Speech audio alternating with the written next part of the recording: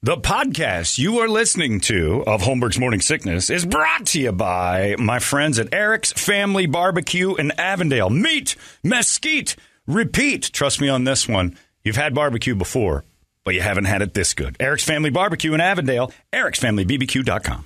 Eric's Family Barbecue has arrived and is simply the best barbecue in Arizona. Come satisfy your taste buds with meats that are smoked over mesquite wood and sides that are made with fresh ingredients and tons of love. They have the best, juiciest brisket, pulled pork, rib sausage, turkey, or everyone's favorite, the Pitmaster Sampler that includes all the meat and 4 sides, mac and cheese, potato salad, coleslaw, corn, or beans, yum. And for dessert, try some creamy banana pudding, amazing. Eric's Family Barbecue in Avondale. Meat, mesquite, repeat. Make the trip, you won't be sorry. Dine in or take it to go. Go to ericsfamilybbq.com for more info. You thought that was funny. Holmberg's Morning Sickness. You were laughing like a hyena when he said it. 98. What the hell is wrong with you? KUKUD. That is a terrible, terrible decision. Your choice. Yeah, it was a horrible decision. So, as bad as things are in other places, look around. This is amazing. So let's just have one of those days where we're not taking for granted maybe they where we are. Maybe they think about it, some of the people that have houses, and like, you know what? We really redo our houses every 10 years. Sure, I suppose. And why not get State Farm to help out with that task? Right. You're going to have some trouble getting contractors. But, I had a friend who did contract work, and when Houston blew up, hopped in his car and drove over there. And goes, there's going to be people needing rebuilds. I'm going there. And he just left for the money. I'm like, now that makes sense. Oh, yeah. The rebuild I don't is get it. just a factor of, like, you're redoing your house. The point that sewage shuts off. Right. Oh, I'm out. Or backs up. For the next 3 or 4 weeks. I can live without some power for a couple days. Yeah. I'll deal with that. They'll get that fired back up. You're right. When the sewage comes up over the road and then you got rogue tampons and Brady's turds floating around on your street, along with all, you got laser turds. People saving themselves on those logs. I don't know why this sounds worse. I think it's just the alliteration of Kirby turds. I think that sounds awful. It's real. Ronnie turds. They're real. They're very real. I don't want kid turds. For some reason, they seem dirtier. But yeah, if you live by Papago, like every once in a while, this thing fires off ejaculate. Oh my God! What? Yeah, you never know.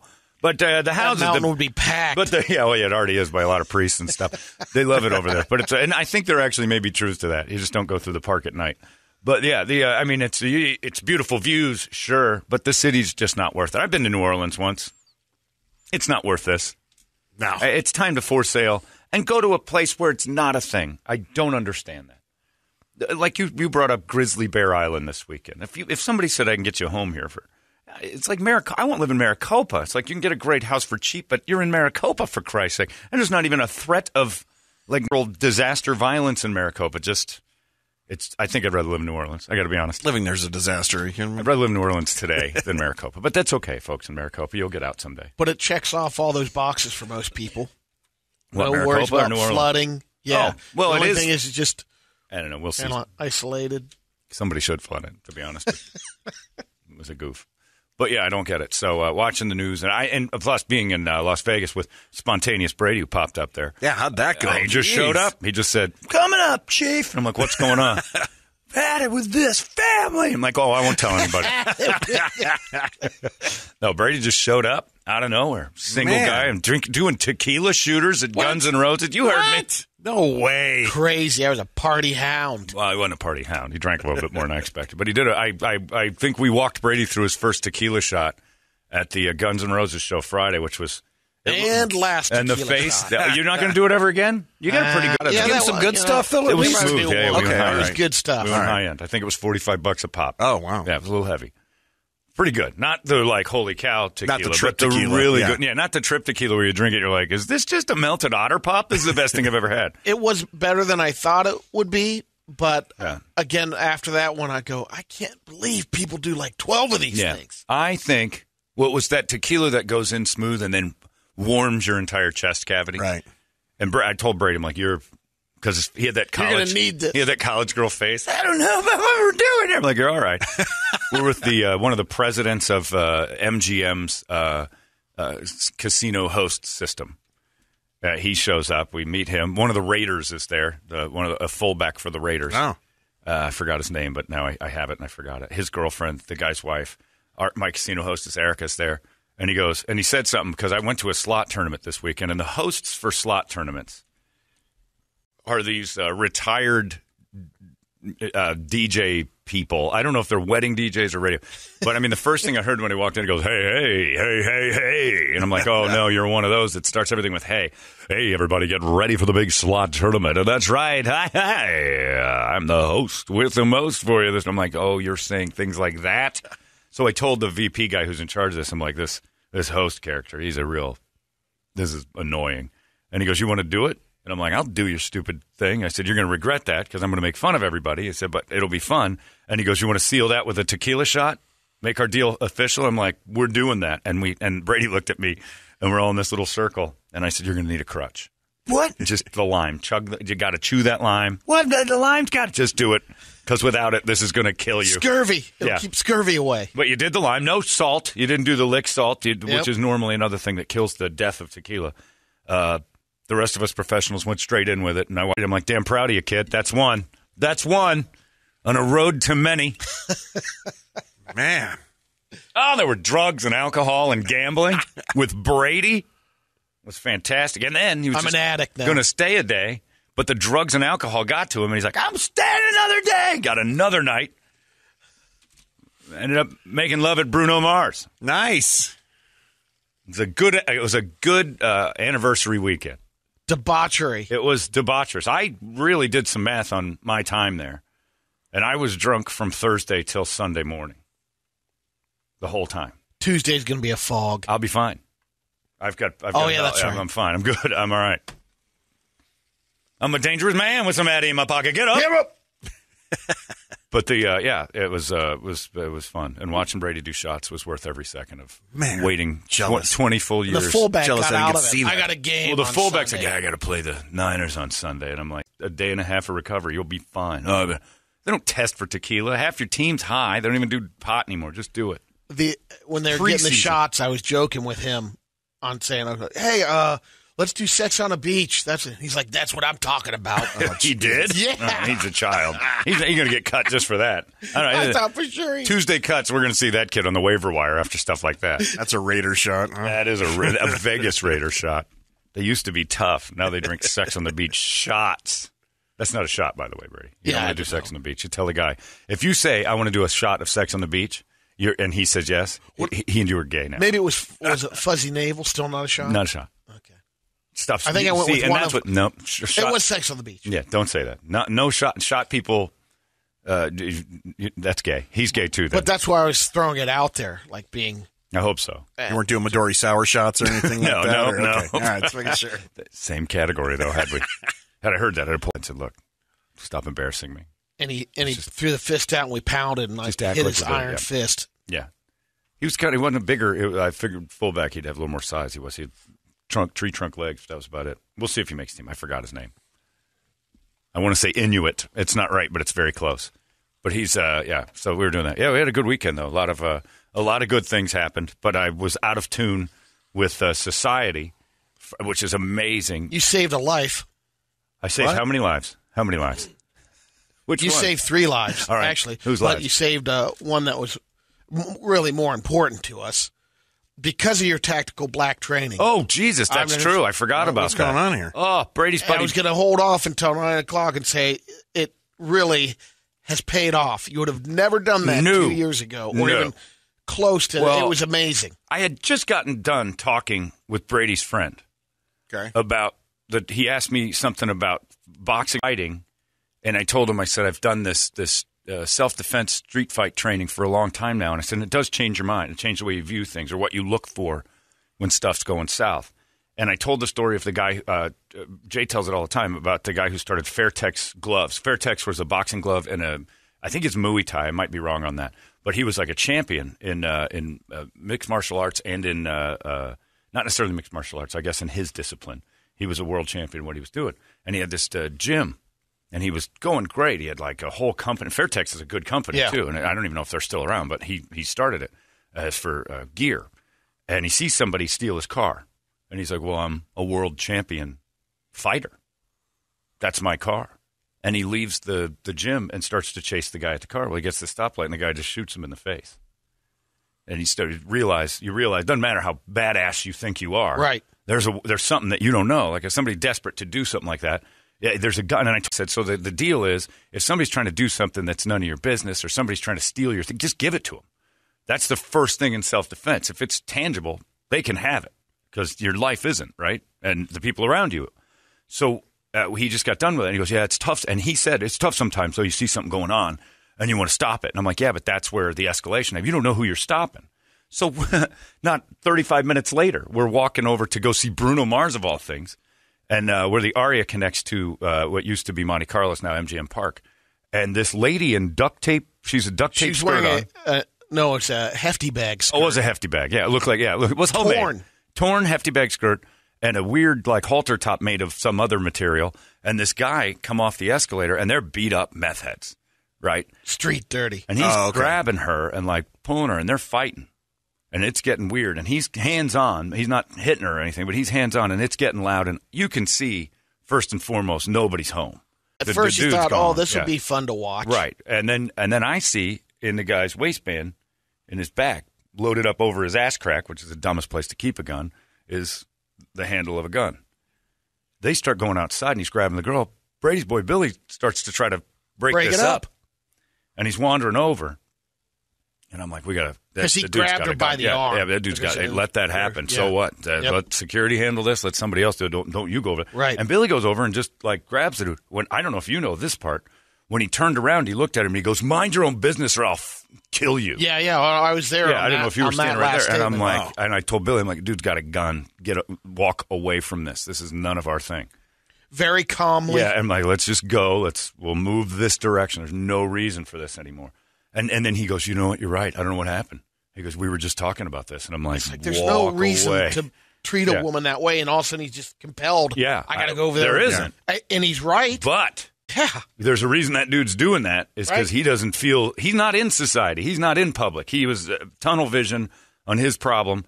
And he was willing to break that thing out. Had that been on his side, I'd have never seen it. I'd have just tackled Billy. If any of them, I'd have just knocked him on. When you said something the first time you said it, then I looked. I'm like, sure enough.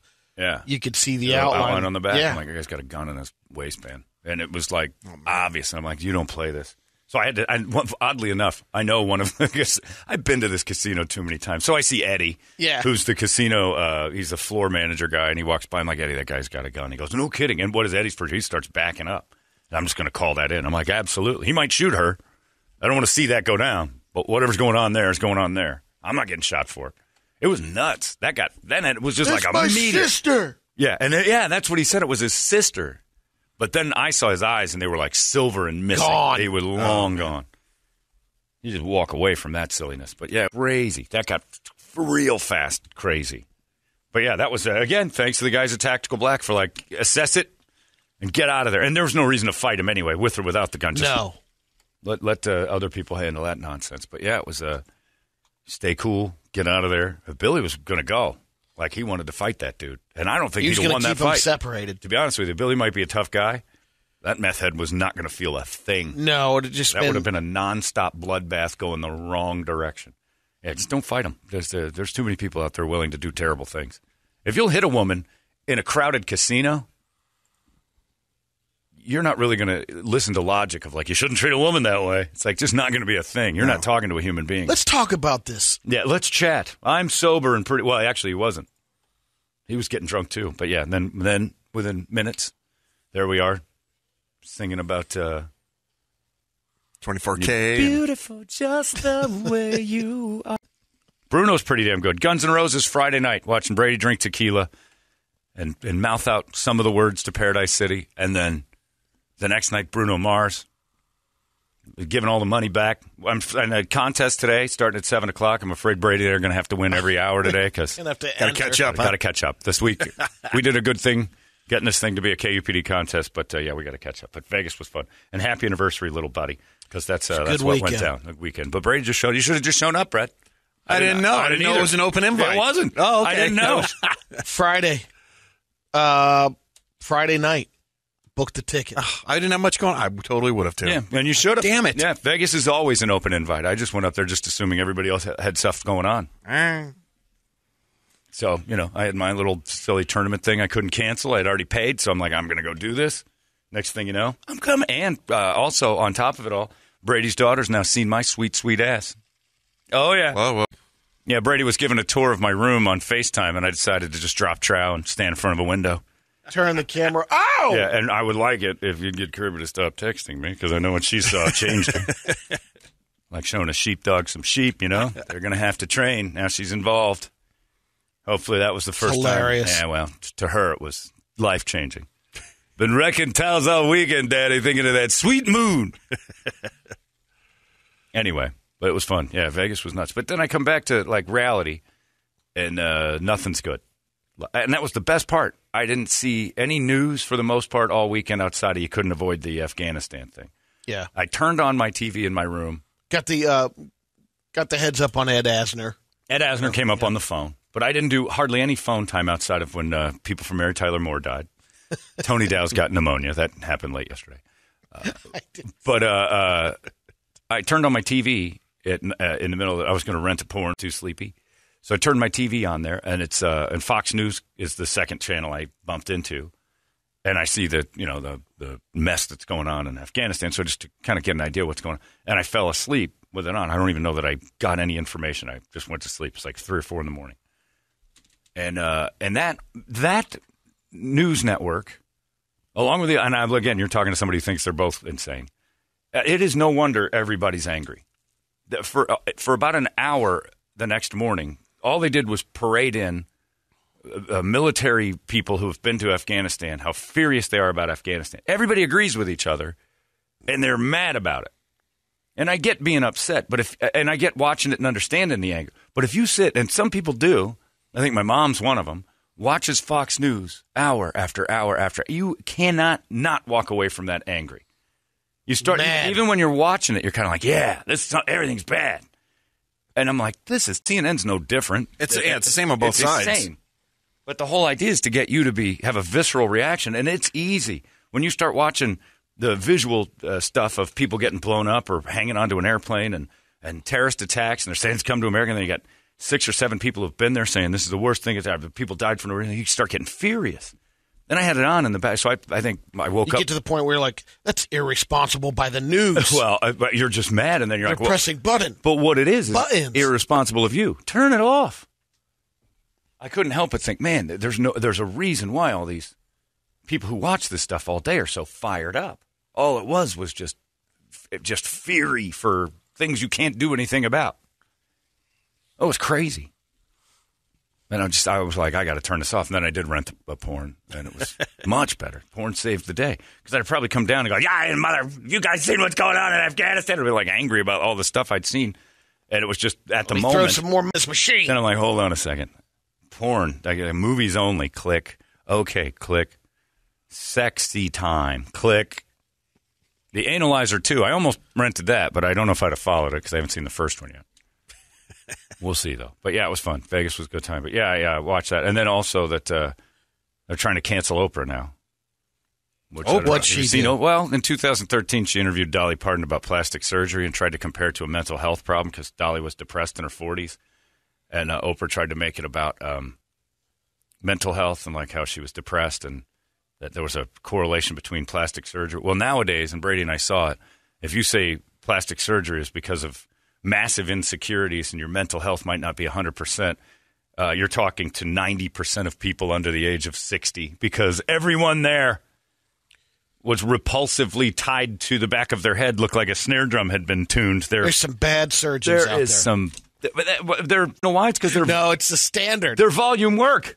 You got to churn them in and out. You're not going to get the best results. I saw so much bad surgery this weekend. But yeah, so they're like mad at Oprah. Somebody dug it up, an old interview with her and Dolly Parton in 2013, and said Oprah has a problem with people with plastic surgery. Thinks they're mentally disturbed.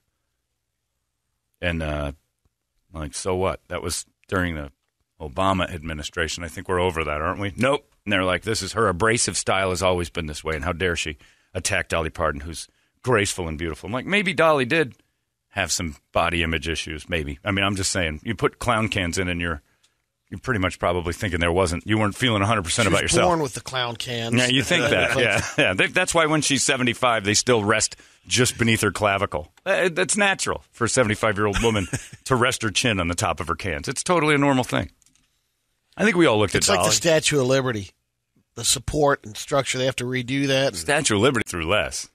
Yeah, you're right. Full 3 and 4 year There's only been one makeover that I know of. Well, 84 they had a big one, and then they just did one a few years ago. It was much faster. But it was a buffing, polishing. Yeah. Oh, Dolly's been through more than the statue, but I couldn't believe it. So she's getting canceled. That'll be enough of that. But yeah, it's weird. It's just such a relief to get away from all that and be drunk for 3 days. That's a better way to live. It really is. And watching Brady. Guns N' Roses, I'll tell you this. If you're going to the show tonight, pack a lunch. Because they did 3 hours Friday night. Non-stop. Bring it. And I think they had 4 solos, not just during song solos, just where he just decided, I'm going to stand in the middle of the stage and play for 10 or 12 minutes. And I like Guns N' Roses. And the set list was incredible. They covered that Stooges song. They did some Velvet Revolver, which shocked me. Really? I was surprised. They did Slither, and that song sounded amazing. Axl did good? Axl sounded really good. He sings like a full octave lower than he used to, but when his high notes, he hits them. It sounds like a bullhorn siren. He's still got it. I said to John in between songs, is that Axl or is that Billy Drago? Yeah. From the Untouchables movie with Kevin Costner back in the day. He's had some work done. His face is a little tight. Mesmerizing. Yeah. But, and his hats are stupid. He's like, you start looking like if you were to do joke hats and like, hey guys, look at me in this giant cowboy hat. You'd be like, oh, that's silly. But he wears them to be a cool rocker. And I don't know how he does it in cowboy boots for 3 hours, but yeah, they covered a lot. They did the set list by the last 3. You're like, all right, let's go.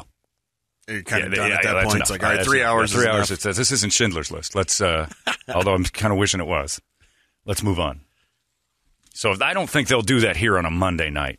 Probably not. I don't think That's you can. Vegas too. Yeah, Vegas on a Friday. Allegiant Stadium, the Death Star is a pretty cool place. But yeah, I don't think. It's like, I don't think they'll do 3 tonight. Yeah, that Allegiant Stadium is a little over the top in a way. I mean, it does match. Look, that's all new stadiums.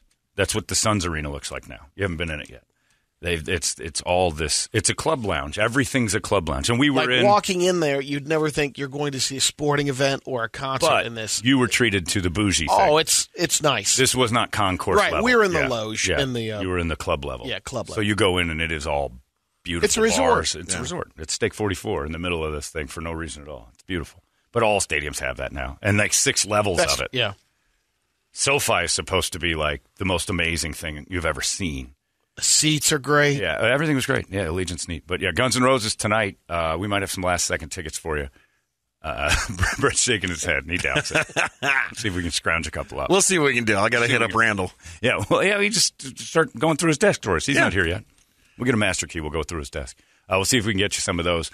In the meantime, $6K a day. It's the first day that we get a chance to make our local contest for KUPD Nation because they gave us all the money to stop talking about how crappy the contest was. Fantastic. So it's all yours now. $6,000 every day just for you guys because you were winning it all anyway. So we'll get into the text thing in just a little bit, give you the word by 7 o'clock. In the meantime, you give us a wake-up song because we need it. It's a long weekend. It's 602-585-9800, and we'll scream it together. It's 98 KUPD. Wake up! Arizona's most powerful rock radio station. 98 KUPD. You've been listening to Holmberg's Morning Sickness Podcast, brought to you by our friends at Eric's Family Barbecue in Avondale. Meet, mesquite, repeat. Eric'sFamilyBBQ.com.